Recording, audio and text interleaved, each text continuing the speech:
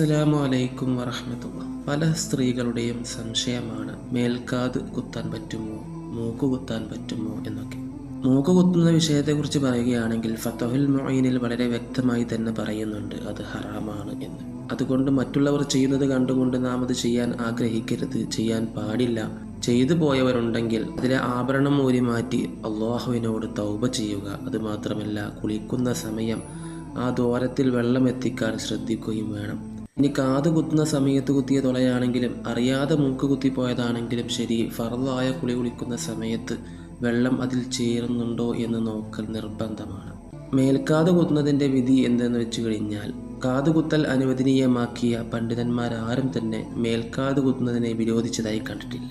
അത് അനുവദനീയമായ കാര്യമാണെന്ന് നമുക്കതിൽ നിന്ന് മനസ്സിലാക്കിയെടുക്കാം. നമുക്കറിയാം, നമ്മുടെ മുൻകഴിഞ്ഞ ആലിമീങ്ങളുടെ കാലത്ത്, അതായത് പഴയ കാലത്തുള്ള ഉമ്മമാരൊക്കെ അവരുടെ വിവാഹമെടുക്കുന്ന സമയത്ത് കാതിൽ നിറയെ ആഭരണങ്ങൾ അണിഞ്ഞിരുന്നവരാണ്. അതിനെ ഒന്നും ഒരു പണ്ഡിതന്മാരെ വിരോധിച്ചിട്ടില്ല. അതുകൊണ്ട് തന്നെ നമുക്ക് മനസ്സിലാക്കാം അത് അനുവദനീയമായ കാര്യമാണ്.